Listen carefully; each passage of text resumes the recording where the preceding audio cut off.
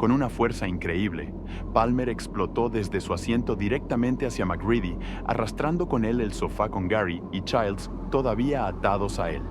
Su cara se estaba astillando mientras algo luchaba por salir de detrás de la carnosa máscara humana. Se lanzó contra MacReady y lo tiró sobre la otra mesa de cartas. ¡Copper!, chilló el piloto cuando voló hacia atrás. La sala estaba llena de gritos y maldiciones mientras los hombres peleaban con sus ataduras. Gritos, maldiciones y un profundo bramido inhumano. El médico intentó disparar, pero manejó mal los controles poco conocidos del soplete. Para entonces, la cosa cambiante que había sido Palmer había roto sus lazos y saltó sobre el hombre mayor. MacReady brincó sobre la espalda de Palmer y los tres rodaron por el suelo. Aporreó la cabeza hasta que un enorme brazo arácnido, no formado del todo, salió de la camisa y mandó al piloto deslizándose por el linóleo. La distracción permitió a Copper recuperar el control del soplete. Lo balanceó, intentando apuntarlo. Había un crepitar tremendo, como el astillado de plástico pesado. La boca de Palmer se dividió de barbilla a frente. Una boca nueva, oscura, vítrea y horrible, se movió hacia adelante y aspiró la totalidad de la cabeza del doctor. El soplete salió volando, rebotando en una pared. Poniéndose de pie, la cosa Palmer rodeó con brazos que se alargaban el cuerpo del desdichado médico, que colgaba y se crispaba. El resto de los hombres estaba histérico. Sanders lloraba y rezaba, negándose a abrir los ojos, esperando que, si no miraba el horror, quizá desapareciese. MacReady se sacudió las telarañas del cerebro y se arrastró por el suelo para agarrar el soplete. Lo levantó, apuntó y disparó. No sucedió nada. El golpe contra la pared lo había dañado. Frustrado, se puso detrás de Palmer y empezó a aporrear el cambiante cráneo movedizo. La camisa en la espalda de Palmer estalló en la cara del piloto, exponiendo no un brazo esta vez, sino los comienzos de un nuevo juego de mandíbulas. Algo parecido a un tentáculo se lanzó desde las fauces que se ampliaban, extendiéndose hacia MacReady. Él se las arregló para esquivarlo, echándose hacia atrás.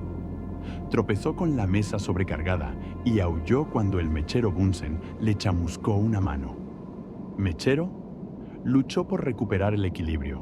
Buscó en la caja más próxima de dinamita y sacó 3 barrenos. Pasó las mechas cortas sobre el mechero siseante. Prendieron al instante. Palmer estaba girando en extraños círculos. El cuerpo del médico colgaba flácido de la boca fruncida, balanceándose y haciendo perder el equilibrio a la cosa cuando giraba para avanzar sobre MacReady. La segunda boca escupía y gruñía mientras continuaba tomando forma.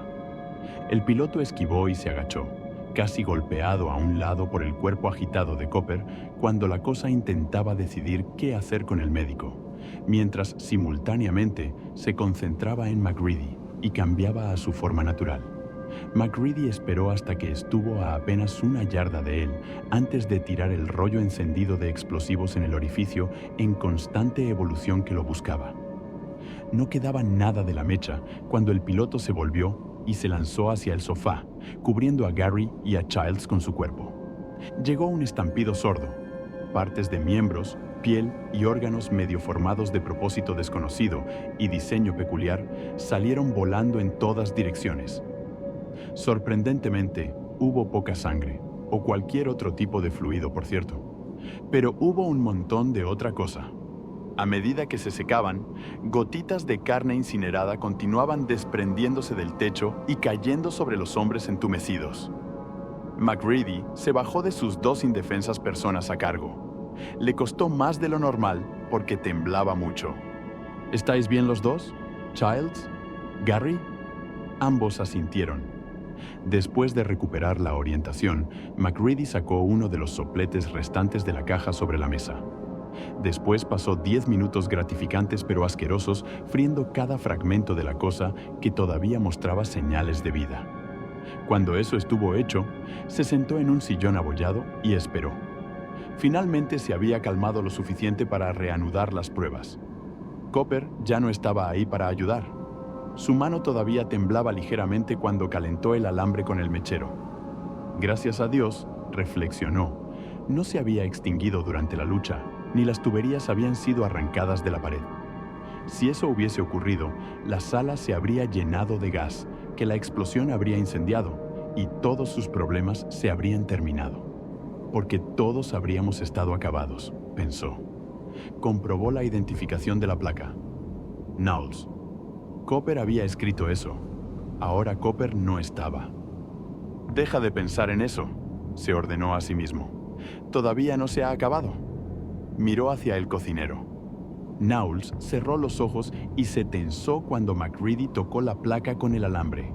Generó un suave siseo inofensivo. MacReady exhaló lentamente y Knowles abrió los ojos. Ni siquiera se molestó con el obligatorio segundo intento. Ya no parecía necesario, no después de la manera en que había reaccionado la sangre de Palmer. Rodeó la mesa y desató al cocinero, manteniendo un soplete apuntado a los demás. Knowles aceptó el soplete y asumió los deberes de guardia mientras el piloto regresaba al mechero y recalentaba el alambre. A continuación Sanders. MacReady hizo la prueba y fue recompensado con otro siseo. El radiooperador perdió el control de sí mismo y sollozó de rodillas. MacReady le cabeceó a Knowles, que se acercó y desató al perturbado Sanders. «Vamos, tío», le dijo. «Recomponte. No tenemos tiempo para esto. Estás limpio, pero todavía no hemos terminado». Sanders asintió. Se limpió la cara con las manos liberadas y se le entregó otro de los sopletes pequeños. Childs se veía estoico cuando los dos hombres más jóvenes se movieron para cubrirlo. Su mirada estaba en MacReady. «Hagámoslo, tío». El alambre se hundió en la placa y fue seguido del familiar siseo inofensivo. Los músculos de la cara del mecánico se ablandaron en una sonrisa de alivio. «Hijo de...» No pudo terminar las palabras. Desaparecieron con el resuello del mechero Bunsen. De repente se dio cuenta de junto a quién o qué podía estar sentado. Empezó a intentar apartarse, con los ojos muy abiertos por la comprensión. «Alejadme, alejadme de... Soltadme, maldita sea. Que alguien me suelte». Knowles se apresuró a cumplir y empezó a cerrar las cuerdas con el escalpelo, mientras Sanders y MacReady hacían guardia. Garry, ignorando la histeria del mecánico, no se movía. Childs casi se cayó en su prisa por salir del sofá y alejarse del jefe de la estación. «Gasolina», dijo MacReady impasiblemente. Sanders se apresuró a salir de la sala y regresó en unos minutos con un bidón de 2 galones cuyo contenido procedió a volcar sobre la cabeza de Garry. Garry continuó sentado inmóvil en el sofá, mirando directamente hacia adelante. El radiooperador retrocedió, levantando su soplete, con la cara llena de terror pero no obstante preparado. Nadie respiraba. Childs había recogido un soplete. Su dedo estaba tenso en el gatillo mientras miraba expectante a Garry. MacReady se preparó mientras bajaba lentamente el alambre calentado hacia la última placa. Produjo el reconfortante siseo de la sangre evaporándose. El piloto frunció el ceño y probó una segunda vez, y obtuvo el mismo resultado. La sangre se consumió libremente y no hizo nada por insinuar que podía ser otra cosa que sangre humana normal. Todo el mundo soltó un suspiro de alivio. Sanders estalló otra vez, esta vez de felicidad. Childs se dejó caer exhausto en un sillón vacío y MacReady se secó la cara. Hubo un largo silencio. «Sé que ustedes, caballeros, han pasado por mucho», por fin dijo el jefe de la estación tranquilamente. «Pero cuando encuentren tiempo, preferiría no pasar el resto del invierno atado a este sofá». Childs empezó a reírse. Por primera vez en días, la tensión empezó a abandonar la cara de MacReady. Knowles frunció el ceño por la risa incontrolable de Childs. El viento aullaba en lo alto, lacerando ineficazmente el tejado. Nunca había parado, pero durante las anteriores horas de ansiedad había estado completamente olvidado. Ahora era un familiar recordatorio amistoso de amenazas que eran bastante normales. Los hombres le dieron la bienvenida. El cocinero puso a un lado su soplete y se acercó a desatar al jefe de la estación, gruñéndole a Childs. «Vale, tío, todos estamos contentos. Es suficiente. Childs ahogó su risa restante y se limpió las lágrimas de los ojos. Se incorporó y le sonrió a MacReady. La sonrisa se desvaneció inmediatamente. El piloto miraba fijamente, en silencio y con la cara pétrea, por la ventana. La nieve y el hielo azotaban el cristal de panel triple. Childs frunció el ceño, conectando la mirada con unos pensamientos olvidados hacía mucho rato. Sus ojos se abrieron mucho cuando recordó. MacReady había recordado primero. Blair susurró. El viento rugía y mordía a los 3 hombres que se arrastraban a lo largo de las cuerdas de guía. Cada hombre llevaba una linterna, una bengala y un soplete. Además, el anorak de MacReady estaba lleno de suficiente dinamita para demoler el puesto avanzado entero. Las bengalas vacilaban débilmente en el vendaval, pero aún brillaban mucho más que los haces de las linternas. Se formaba hielo en las barbas cálidas, punzaba en las caras de los hombres e intentaba congelarse sobre sus gafas de nieve. El cobertizo de herramientas donde habían aprisionado a Blair no estaba lejos, pero la tormenta hacía que pareciese 10 millas. El viento helado los rasgaba, intentando arrancar sus manos enguantadas de las cuerdas de guía salvavidas para poder mandarlos girando ciegamente hacia la noche antártica. A 20 yardas del complejo, la mancha naranja proporcionada por sus luces externas era borrada por la nieve soplada. Sin las bengalas y linternas, el trío que se abría camino hacia el cobertizo habría estado completamente ciego. MacReady y Childs se preparaban mientras se acercaban al cobertizo. Knowles chocó con ellos desde atrás y los hombres intercambiaron miradas irritadas. Pero nadie dijo nada. Ya podían ver el cobertizo claramente. Los pesados tablones que habían sellado la entrada yacían esparcidos en la nieve. Habían sido rotos o arrancados de sus clavos. La puerta batía en el vendaval, golpeando contra la pared delantera del edificio. Se detuvieron enfrente de la puerta, intentando estabilizarse contra el viento. MacReady y Childs tenían los sopletes sacados y las bengalas sujetas delante de ellos. ¿Ves algo?, gritó Childs. El viento hacía que su voz pareciese venir de muy lejos, aunque estaban uno al lado del otro. «No», MacReady hizo un ademán con la bengala y Childs asintió comprendiendo. Entraron juntos. Estaba mucho más tranquilo dentro del cobertizo.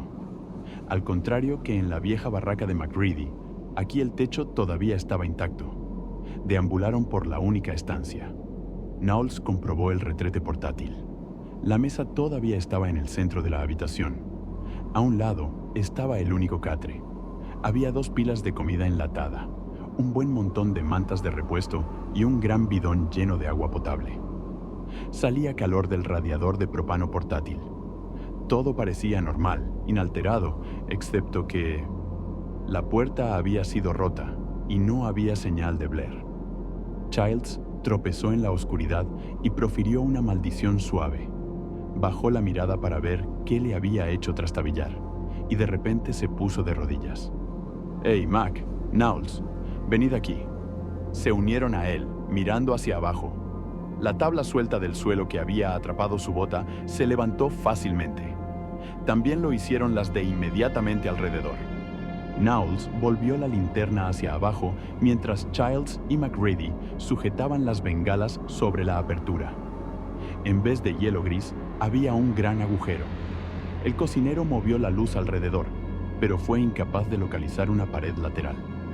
Había algo en el agujero, algo grande e inorgánico. Reflejaba la luz. La voz de MacReady fue silenciosa. «Levantemos el resto de estas tablas». Childs se agachó a echar una mano. No costó mucho retirar el resto del suelo. Todas las tablas se habían soltado, los clavos retirados, y después habían sido colocados cuidadosamente otra vez en su sitio.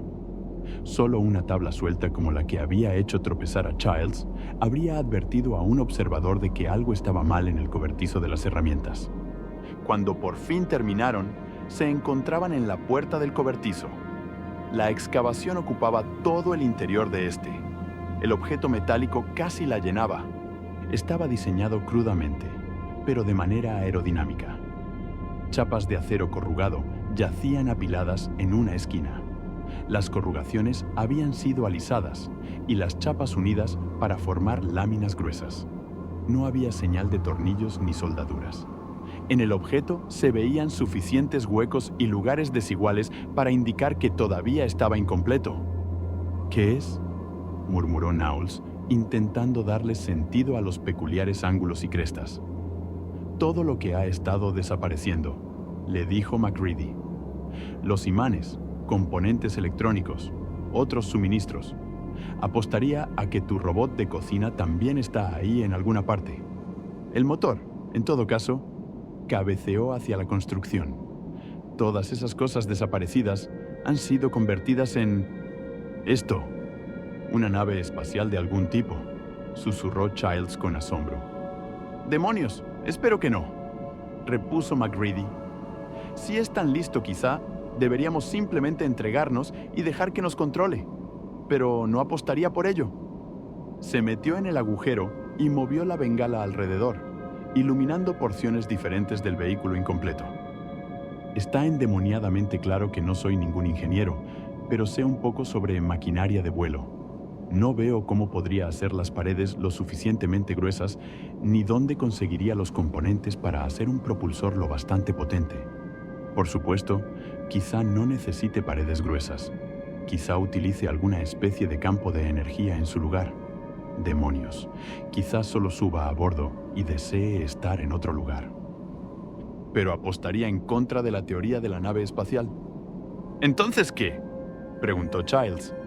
MacReady continuó escudriñando con la bengala. Es algún tipo de nave, seguro. Como no necesita una nave espacial, apostaría por alguna clase de aeronave. O un propulsor de cohete de corto alcance. Listo, hijo de puta, lo ha montado pieza a pieza. Y todo este tiempo nos hemos estado preocupando por el pobre, encerrado y loco Blair. Apostaría a que no ha sido Blair desde hace un tiempo. Sacó la cabeza del agujero y cabeceó en dirección al complejo principal. Todos los demás, Palmer y los perros, solo eran señuelos para mantenernos lejos de aquí, mantenernos ocupados para que la cosa pudiese trabajar en esto en paz. Casi funcionó también. Lo habría hecho si no hubiésemos propuesto esa nueva prueba. Knowles miró en el agujero. ¿A dónde intentaba ir? A cualquier otro lugar, respondió MacReady. Se desabrochó el anorak y buscó dentro, desenredando un manojo de dinamita atada con cinta. Pero no va a conseguirlo. Un chirrido, penetrante y lejano, ahogado por el vendaval que soplaba afuera, pero sin embargo hizo que MacReady se crispase. ¡Deprisa!, la instó Childs. MacReady asintió y después usó su mechero para encender la mecha. Retrocedieron por la puerta y tiró la dinamita en la excavación. Llevaban un minuto bajando por la pasarela, agarrándose a las cuerdas de guía tanto por apoyo como para orientarse, cuando el hielo se levantó tras ellos. Incluso en la tormenta, fue satisfactoriamente ruidoso. Fragmentos de metal y madera llovieron más allá de ellos. «Ya está, entonces», murmuró Knowles. «Sí», Childs le dio una palmada en el hombro. «Mira por dónde vas». Una ráfaga de viento lo golpeó de lado mientras intentaba rodear al cocinero.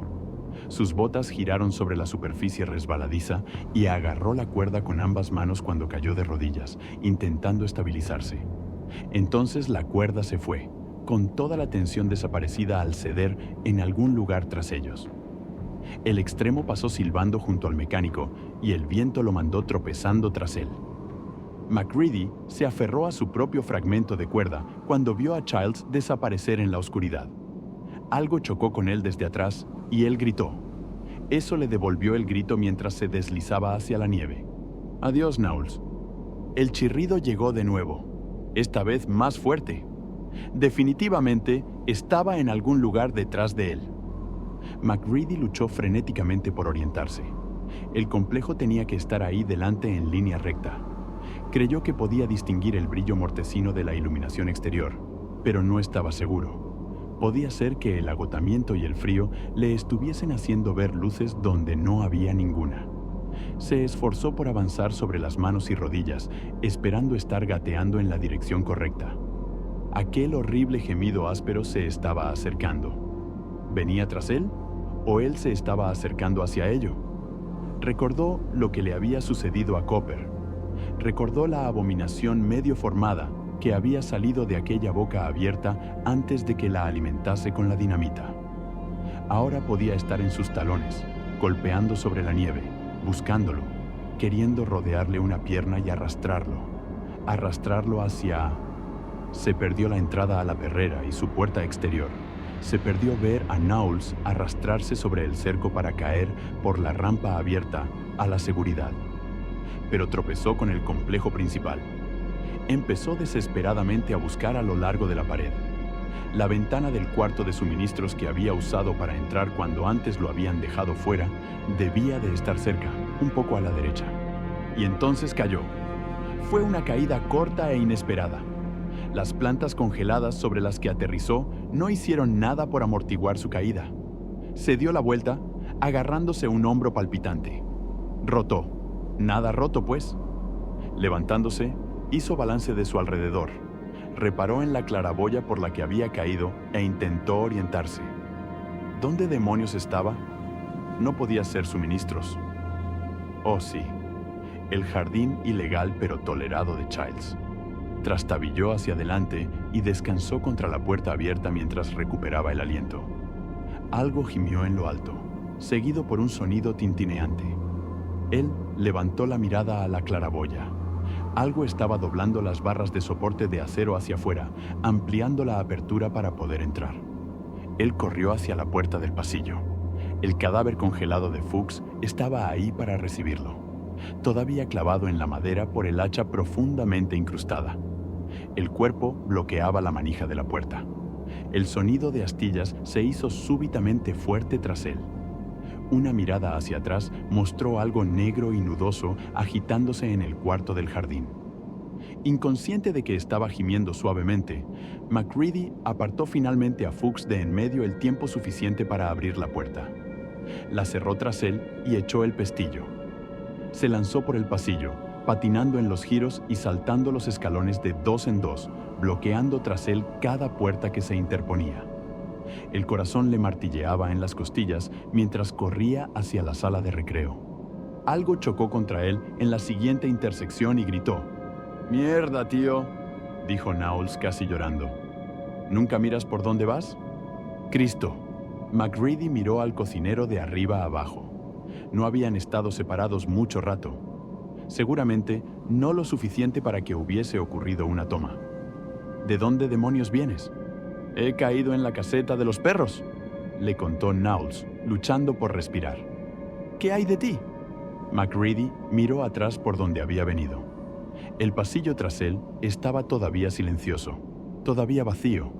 Sabía que no permanecería así mucho tiempo. «He entrado por la claraboya de Childs. Ya sabes, la del pequeño cuarto que él y Palmer convirtieron en su macetero privado. La cosa estaba justo detrás de mí». El conocimiento de lo realmente cerca que había estado lo heló mucho más profundamente que la breve permanencia fuera. «¿Qué hacemos ahora?». Knowles suplicaba seguridad. MacReady no podía dársela, pero sí tenía una idea. «Sabemos que no le gusta el frío. Puede tolerarlo, pero solo un tiempo. Hemos hecho explotar su transporte y eso significa que no puede andar pareciéndose a sí misma. Tiene que encontrar otro cuerpo vivo que tomar.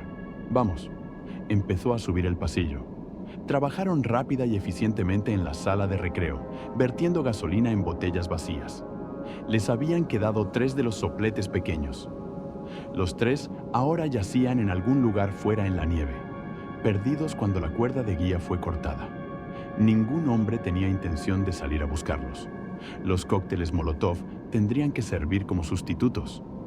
Garry estaba ocupado cerca, encordando un cable fino entre 2 generadores con las baterías cargadas. Sanders había asumido la tarea de preparar los últimos Molotov. Sujetó firmemente el embudo y vació la última gota de gasolina de la última lata en el cristal. La actividad le devolvió un poco de coraje. La cola da vida, pensó sombríamente, reparando en la etiqueta en la botella. Pero no esta vez. MacReady estaba sentado en la mesa de cartas cercana, jugando con algunas cápsulas de gelatina vacías que había robado de la enfermería. Una hipodérmica cargada yacía cerca. Había inyectado una porción del contenido de la jeringa en una cápsula, la había dejado cuidadosamente a un lado y había continuado con la siguiente. Knowles entró patinando con otra caja de dinamita. La recuperación de sus ruedas aumentaba su confianza de la misma manera en que verter la gasolina ayudaba a Sanders. Puso la caja junto a las otras.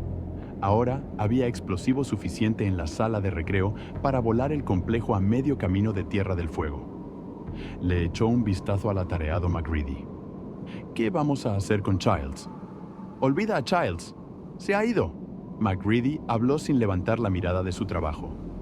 Si todavía se controlase a sí mismo, habría encontrado su camino de vuelta aquí hace una hora. Eso no lo sabes seguro, tío. El cocinero usó una palanca pequeña para quitar la tapa de la caja de dinamita. ¿Recuerdas cuánto tiempo estuviste atascado ahí fuera antes de que te dejásemos volver a entrar? ¿Querrás decir antes de que yo me dejase volver a entrar?, le recordó MacReady. Sacudió la cabeza pesaroso. Se negó a reconsiderar el asunto. Ha estado fuera demasiado. Esa cosa de ahí fuera ha tenido demasiado tiempo para trabajar en él. Si ha sido capaz de encontrarlo. El viento lo estaba empujando mucho. Ya podría estar a medio camino hacia el polo. Pero no lo sabemos, argumentó Knowles. ¿Por qué debería molestarse con él?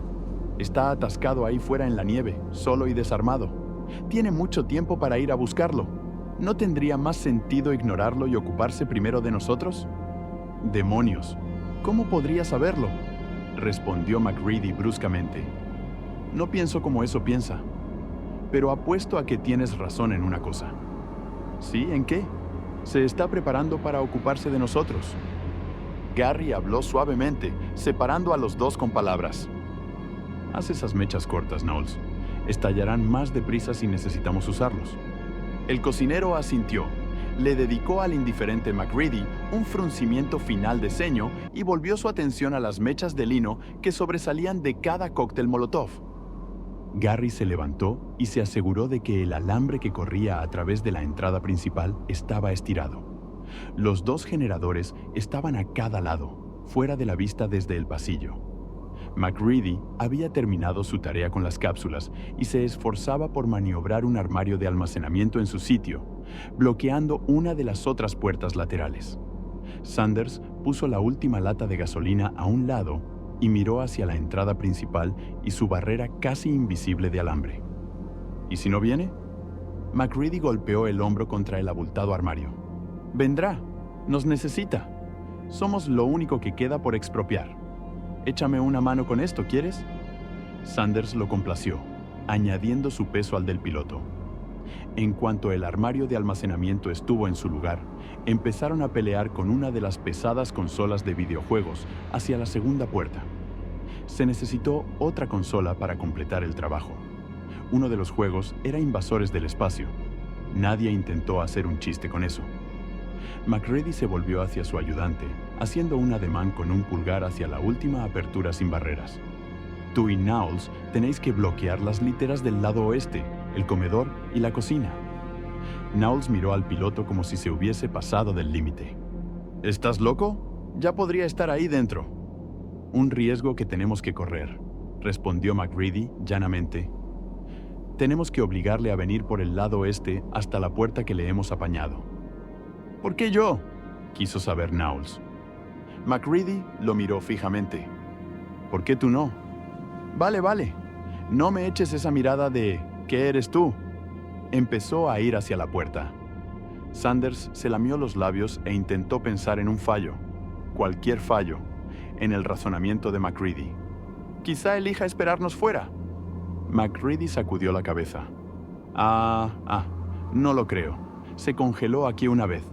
Señaló la ventana y la aullante tormenta polar que bramaba afuera.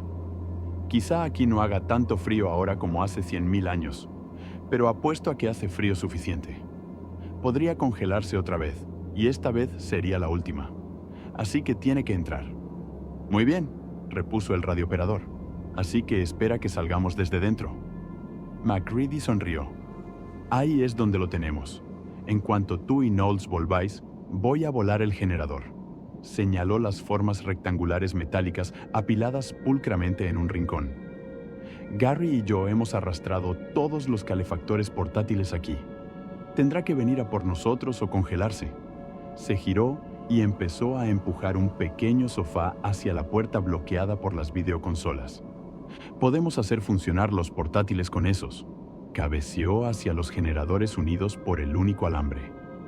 Podemos sentarnos aquí tanto tiempo como sea necesario y durar más que él. Pero no creo que eso suceda. No es estúpido y averiguará que sus opciones son limitadas. Oh, vendrá a por nosotros. Muy bien. Sanders se unió a Knowles en la puerta. Esperad un segundo.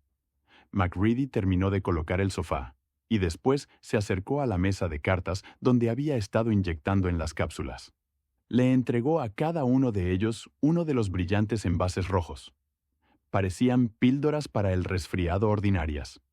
«Cianuro de sodio», dijo en voz baja. «Si llega el caso, poned una entre la mejilla y la encía y morded fuerte. Esa cosa no puede controlar algo que esté muerto. Si pudiese, Fuchs no estaría decorando la puerta en el pasillo G». Sanders y Knowles contemplaron las cápsulas en silencio. «Si os agarra, como hizo con Copper, usadlas. Se supone que esto es rápido e indoloro. Me facilitaron algo así en Vietnam. Nunca pensé que podría tener que usarlo aquí. Ahora, moveos». Desaparecieron por el pasillo. MacReady escuchó hasta que el retumbo de los patines de Knowles desapareció en el viento. Entonces se volvió a donde Sanders había estado trabajando y empezó a comprobar las mechas de los Molotov. Gary hacía pasar corriente por el alambre que bloqueaba la entrada principal. Los generadores zumbaban, el aire crepitaba y había una cantidad satisfactoria de humo y chispas. «Tiene buena pinta», lo elogió MacReady. «1000 voltios». El jefe de la estación comprobó el nivel de reserva en uno de los generadores. «Eso debería de ser suficiente. Es un maldito montón más de lo que el doctor le dio a la cosa que intentaba parecerse a Norris». Knowles empujaba la estufa portátil sobre ruedas engrasadas. Chirriaba de todos modos. Se las arregló para apuntalarla contra una puerta de la cocina cerrada. Al otro lado de la estancia, Sanders movía uno de los frigoríficos enfrente de una segunda puerta. En cuanto estuvo en posición, se inclinó y trabó en las ruedas los cuchillos de carnicero que llevaba. Una oleada súbita de sonido flotó hasta ellos. Un ronroneo burbujeante. Sanders se quedó paralizado y se volvió para encarar a Knowles. «¿Oyes eso, tío?» Knowles lo miró. «¿Oír qué?» De repente, el ruido estaba todo alrededor de ellos. Un ruido familiar, saliendo de los altavoces estéreo que flanqueaban ambos extremos de la cocina.